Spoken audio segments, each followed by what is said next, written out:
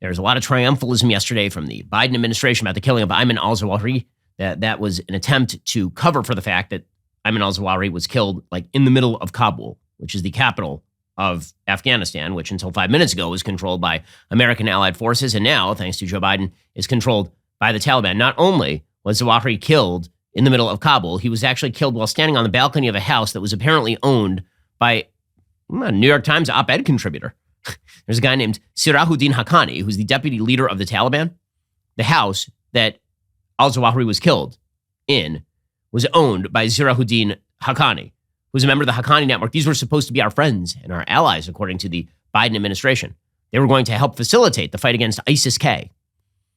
He actually wrote a piece in the New York Times. Amazing. The New York Times, which fired an opinion editor for having run a piece by Tom Cotton about the possibility of actually using the National Guard to quell riots in the United States, a widely popular position. He was not fired, and nobody at the New York Times was fired for actually running an op-ed from one of the leaders of the Taliban who actively promotes al-Qaeda members and leaders living in his house. That piece was a masterwork of misdirection and lies. He said in this piece, by the way, it's worth reading some of it, Haqqani, he said, quote, "We did not choose our war with the foreign coalition led by the United States. We were forced to defend ourselves. The withdrawal of foreign forces has been our first and foremost demand. That we today stand at the threshold of a peace agreement with the United States is no small milestone. We are aware of the concerns and questions in and outside of Afghanistan about the kind of government we would have after the foreign troops withdraw. My response to such concerns is that it will depend on a consensus among Afghans. We should not let our worries get in the way of a process of genuine discussion and deliberation, free for the first time from foreign domination and interference." And of course, he didn't mention the word terror anywhere in that piece, right? Like these are just subjects that never came up. We were all supposed to just surrender Afghanistan in the hope that they would be really, really nice. And that is precisely what Joe Biden did. Well, this led to a rather awkward exchange yesterday between Peter Doocy of Fox News and John Kirby, who is the spokesperson for the National Security Council, in which Peter Doocy was like, you're championing the killing of al-Zawahiri, but I noticed that you gave the entire country to terrorists. So we know that the Taliban was harboring the world's most wanted terrorist. You guys gave a whole country to a bunch of people that are on the FBI most wanted list. What did you think was going to happen?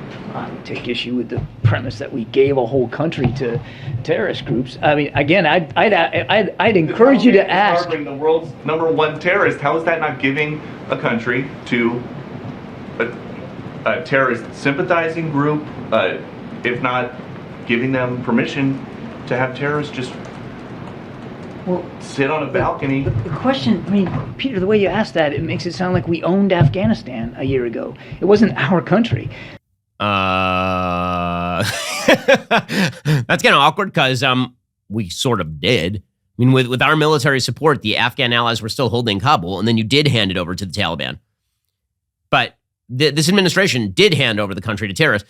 The amazing delusions under which we perform our foreign policy, the big talk is really astonishing. And then it turns out that when hard power is brought to bear, and this is, I think, the point when it comes to American foreign policy generally, hard power is the name of the game. Economic power, military power, these things matter. If you're shaping a foreign policy that is designed around the idea of American ideals, you best be able to back it up. You know what's not going to do it? Antony Blinken trotting out there yesterday and saying that the Taliban grossly violated the Doha Agreement by hosting and sheltering al-Qaeda's top leader, Ayman Al-Zawahiri. I'm sorry, that ain't going to do it. He said, quote, this is a statement from the Secretary of State of the United States, quote, "In the face of the Taliban's unwillingness or inability to abide by their commitments, we will continue to support the Afghan people with robust humanitarian assistance and to advocate for the protection of their human rights, especially of women and girls." Oh, will you? Or will you turn over the entire country to a bunch of 8th century barbarians who keep women in basements, force them to wear giant sacks that reveal only their eyes, and beat them if they go to school? Which one?